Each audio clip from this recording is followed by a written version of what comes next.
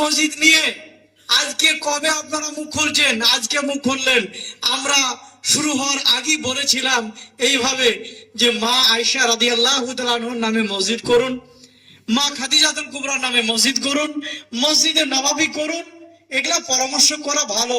তার শুরু হওয়ার 4 দিন আগে আমরা বলেছিলাম, তখন বেশ কিছু মানুষ সেটাকে ব্যঙ্গ করে এই আব্দুর রাজ্জাক সাহেব কেন বললো এই কথাটা তখন বলেছিল।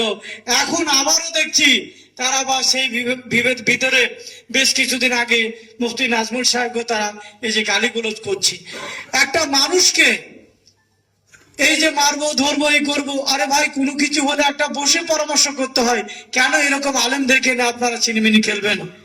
যে আলেমের মর্যাদা বিশ্বনবী সাল্লাল্লাহু আলাইহি সাল্লাম নবীরা আসবে না, তারপরে ওয়ারাসাতুল আম্বিয়া আজকে আলেমদেরকে আপনারা গালি দিচ্ছেন। আর আজকে যারা যে সমস্ত ব্যক্তি রাজনীতি আপনারা করবেন করুন, কিন্তু রাজনীতির নাম করে আপনারা তখন আগিয়ে দিচ্ছেন যে আমরা এটা না করলে হয়তো আমাদের সিট উঠবে না। মসজিদের কেউ বিরোধিতা নয়, মসজিদ 1 টাকা নয় 100 টাকা 1000 টাকা করুক, কিন্তু মানুষের ভিতরে আলেমদেরকে গালিগালাজ করবেন না, এটা আমরা জানছি। যুগে যুগে যে ব্যক্তিরা আলেমদের বিরোধিতা করেছে তারা কি টিকে আছে বলুন? আপনারা আছে কিনা হাত তুলে সকলে বলুন। যেই ব্যক্তি আলেমদের বিরোধিতা করবে তাদের কখনো এই ভারতবর্ষে কেন দুনিয়াতে জায়গা হবে না। যুগে যুগে দেখেছেন আপনারা প্রফেট মুহাম্মদ সাল্লাল্লাহু আলাইহি সাল্লামকে তার নিজের চাচা তিনি বলেছিলেন জাদুঘর, তিনি বলেছিলেন ইনাকে মানা যাবে না। তার অবস্থাটা কি হয়েছে দেখেছেন? মক্কা মানে কাবা শরীফের পাশেই যে হাজী সাহেবরা, এখানে হাফেজ মফিকুর রহমান সাহেব আছেন, উনি আমাকে নিয়ে যাওয়ার সুযোগ করে দিয়েছিলেন, আমরা গেছিলাম। তো সেখানে দেখছি আবু জেহেলের আপনার যে কাবা শরীফের ঠিক পাশেই আপনার তার টয়লেট বা তার বাথরুমের জায়গাটা করেছে কোথায় বলুন তো দেখি? কোন হাজী সাহেব আছেন বলুন? আবু জেহেলের বাড়িতে করেছে কি করে না বলুন? তো সেই জায়গাটায় দাঁড়িয়ে আবু জেহেলের জায়গাটাকে দেখুন কোন জায়গা থেকে যে বাদশা ছিল প্রফেট মুহাম্মদ সাল্লাল্লাহু আলাইহি সাল্লামকে টকরাও বা তাকে করতে গিয়েছিল যে তাকে আমি মানি না, তাকে মানবো না। আর আজকে তার ঠিকানা কোথায় হয়েছে আপনি দেখুন। সে আলেম আপনারা বসে আছে, এই আলেমকে গালি দিবে কি আমরা কেউ মেনে নিতে পারবো না। আমরা চুপচাপ আছি বলি, আপনারা ভাববেন না আলেমরা চুপচাপ আছে। দেখবেন ঘুটো পুড়চার গোবর হাসছে কেন? যখন গোবর যখন মানে শুকিয়ে যায় ঘুটো হয়ে যায়, আপনার ঘুটোটা জলে, আর গোবর যদি মনে করে মুচকি মুচকি হাসে তাহলে কিন্তু তার ক্ষতি কিন্তু তার পরে হবে। সেই জন্য আমরা আলেম ওলামা যারা আছি আমাদেরকে ঐক্যবদ্ধ হয়ে আমাদেরকে লড়তে হবে। এবং আমরা বলতে চাই যে মসজিদ মাদ্রাসা এবং মসজিদ হতে আল্লাহর ঘর, এই আল্লাহর ঘরের রক্ষণাবেক্ষণ করার দায়িত্ব এই মুসলিম সকল সমস্ত মানুষের। আর প্রফেট মুহাম্মদ সাল্লাল্লাহু আলাইহি সাল্লাম শুধু কি মুসলিমদের জন্য এসেছিল? তিনি রহমাতাল লিল আলামিন, সকলের জন্য উনি এসেছেন। তো সেই জন্য আসুন আমরা জাতি ধর্ম বর্ণ নির্বিশেষে এই জেলাতে যেইভাবে আমরা আছি আগামী দিনে আমরা সেইভাবে থাকবো। মোরা একই বিরুদ্ধে দুইটি কোসম, হিন্দু মুসলমান, মুসলিম তার নয়ন মনে হিন্দু তার প্রাণ। এইভাবে আমরা সকলে থাকবো। সকলে ভালো থাকবেন, সুস্থ থাকবেন, এই কথা বলি আমার এই বক্তব্য শেষ করলাম। সকলে ভালো থাকবেন। আসসালামু আলাইকুম ওয়া রাহমাতুল্লাহি ওয়া বারাকাতুহু। এবং আজকের এই আপনারা প্রত্যেকেই বক্তব্য শুনতে পেলেন যে একজন মাওলানা যত সম্ভব বহরমপুরে একটা কনফারেন্স করার পরে বক্তব্য দিল যে আমি প্রথম থেকেই বাবরি মসজিদের বিরুদ্ধে আমরা প্রতিবাদ করেছি এবং বাবরি মসজিদ যাতে না করতে পারে এই জন্য আমাদের সমস্ত জমিয়াতে ওলামাহীন সংগঠন সবাইকে একত্রিত হতে হবে এবং বাবরের নামে মসজিদ করতে দেওয়া যাবে না। এই বলে বক্তব্য দিল অনেক চটি চাটা যারা মৌলবি যারা আছে, মৌলানা হাফেজ, যারা চটি চাটা মুফতি, এদেরকে বসিয়ে বক্তব্য দিল। আপনারা প্রত্যেকে সেটা শুনলেন এবং শ্রবণ করলেন।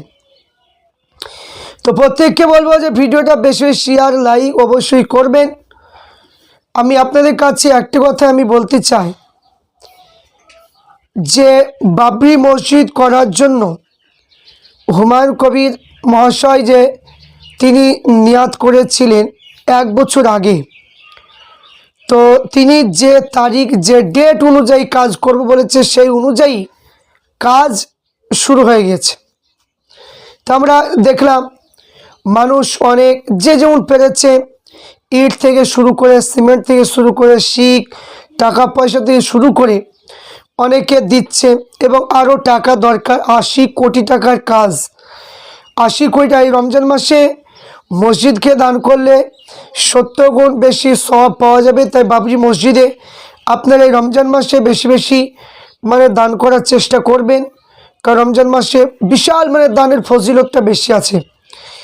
তো এখানে যে সমস্ত চটি চাটা, যে সমস্ত মাওলানা যারা, মুফতি যারা, এক শ্রেণী কিছু মানুষ এরা বাবরি মসজিদের বিরুদ্ধে কথা বলছে। তো আমরা বাবরি মসজিদকে সমর্থনকারী, আমরা বাবরি মসজিদের পক্ষে আমরা রয়েছি এবং থাকব। যতদিন জীবিত থাকবো বাবরি মসজিদ বা সারা পৃথিবী মসজিদ মাদ্রাসার পক্ষেই থাকব। কোনোদিন কোনো মানুষের কাছে মাথা নত করব না, মাথা বিক্রি করব না। কারণ দুনিয়াটা হচ্ছে সামান্য জিন্দেগি, দুনিয়াটা সারা জীবনের জন্য বাঁচার জায়গা নয়। পরকাল হচ্ছে স্থানীয়, পরকালটা হচ্ছে কি চিরস্থায়ী, সেখানে সারা জীবন থাকতে হবে। তো সেই জীবনটা যাতে ভালো হয়, সেই জীবনটা আল্লাহর কাছে যাতে ভালো থাকতে পারি, সেই দিকটা আমাদেরকে নজর রাখতে হবে। আমিও রাখি, আপনারাও সেই নজরটা রাখবেন, আশা করছি বুঝতে পারছেন। তো এখানে বাবরি মসজিদের জন্য আলেম ওলামাদের মুখ থেকে যে কথাগুলো শুনতে পাওয়া যাচ্ছে, বড় দুঃখের বিষয়। এদের জানা উচিত যে দুবার হাইকোর্টে এই বাবরের নামে মসজিদ করা যাবে না বলে কেস করা হয়, ফাইল করা হয়। তো হাইকোর্ট থেকে কি যে অর্ডার আসে যে বাবরের নামে মসজিদ হবে, এতে কোনো অসুবিধা নেই। কেউ তৃতীয়বার যদি কেউ কেস দেয়, এই কেস নেওয়া যাবে না। সেখানে হুমায়ুন কবির মহাশয় জিতে গেল।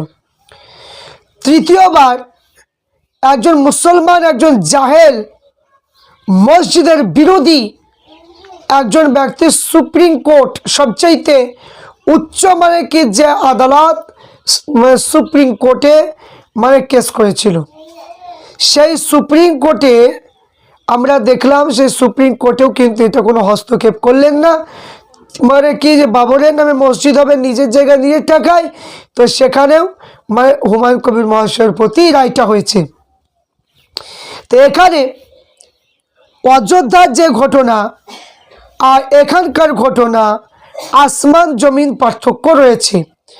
অযোধ্যায় যেটা হয়েছে সেটা রামলালার জন্মভূমি নাকি, যে কি কারণে সেখানে শিবলিঙ্গ পাওয়া গিয়েছে বিভিন্ন পরিপ্রেক্ষিতে, যা হোক মসজিদ ভেঙে ওই জায়গা দখল করে নিয়েছে। কিন্তু এটা তো আর সেই রামলালারও জায়গা নয়, এখানে কোনো শিবলিঙ্গ পাওয়া যাবে না। এটা মুসলমানদের জায়গা, মুসলমানদের টাকায় এটা মসজিদ হচ্ছে। তো এখানে কোন সুপ্রিম কোর্ট এবং হাইকোর্ট থেকে অর্ডার দিয়েছে যে এখানে মসজিদ হবে, মসজিদে কোনো আপত্তি নেই, বাবরের নামে কোনো আপত্তি নেই। যারা বাবরকে নিয়ে বেশ মাতামাতি করছে যে বাবরের নামে মসজিদ না করে খাদিজাতুল কুবরা আম্মাজানের নামে করলে পারতো, আয়েশা সিদ্দিকা তিনার নামে করলে পারতো, কেন বাবরের নাম দেওয়া কি প্রয়োজন? তো আমি বলতে চাই, ওই সমস্ত আলেম ওলামা মুফতিদেরকে বলতে চাই, জালসায় বক্তাদেরকে বলতে চাই, তো আমি একটা কথাই জানাতে চাই, তাহলে বাবর কি, তিনি কি খ্রিস্টান ধর্মের ছিলেন, না তিনি কি হিন্দু ধর্মের ছিলেন, না তিনার কোনো জাতপাত ছিল না, কি কারণে এই কথাটা কি বলা যে বাবরের প্রতি এত ইঙ্গিত করা, কারণটা কি? বাবর কি দুশ্মন ছিল? তিনি একজন বাদশাহ মানুষ, তিনি বাদশাহ মানুষ হয়ে তিনি রাষ্ট্র পরিচালিত করেছেন, তিনি এত সুন্দর রাষ্ট্র পরিচালিত হয়ে তার ইতিহাস রয়েছে। আর সেই ইতিহাসগুলোকে আজ বিকৃতি করে দিয়ে বাবরের নামে কলঙ্কিত করা হচ্ছে। আর সেই বাবরের নামে মসজিদ করছে বলে আজ কিছু আলেম ওলামা এরা উল্টোপাল্টো কথা বলছে। এই জন্য আমি বলবো যে এই কাজগুলো একদমই উচিত হচ্ছে না। যারা আলেম ওলামা আমি তাদেরকে বলবো, হাইকোর্ট জিতেছে, সুপ্রিম কোর্টও মানে কি রায়ে জিতেছে, এবার আপনারা কোথায় যাবেন, এবার কী নিয়ে বলবেন? আপনাদের মুখ থাকছে আর বলুন তো? আশা করছি আর কারো মুখ আছে বলে আমার মনে হচ্ছে না। কারণ এখানে যেহেতু হাইকোর্ট সুপ্রিম কোর্ট অর্ডার দিচ্ছে, তাহলে এখানে আর কারো কোনো সম্প্রদায়ের আর যারা বিরোধী করছেন আর কারো বিরোধী আর চলবে না। এখানে আল্লাহ পাকের ঘর, যেখানে কোনো মানুষ যদি কোনো কিছু তৈরি করে আল্লাহর নামে, সেটা আর মানুষের থেকে না, সেটা আল্লাহর হয়ে যায়। এই জন্য আল্লাহ বাবরি মসজিদকে আল্লাহ নিজের মানে কি ঘর, আল্লাহর ঘরকে আল্লাহ পাক নিজেই হেফাজত করছেন। এখানে কোনো বক্তা মানে কে মৌলানা কে মুফতি যে ফতোয়া দিচ্ছে, সাধারণ মানুষ আপনারা বুঝতে পারছেন যে ইমান হারা আলেম ওলামা মুফতি কারা, আপনারা পরিষ্কার বুঝতে পারছেন, এখানেই বুঝতে পারছেন। আশা করছি আপনারা প্রত্যেকে ভালো থাকুন। সাধারণ মানুষকে বলবো, রমজান মাস আপনারা চেষ্টা করুন মসজিদে একটু মানে বাবরি মসজিদে আপনারা যে পারবেন একটু সহযোগিতা আপনারা গিয়ে করে আসবেন।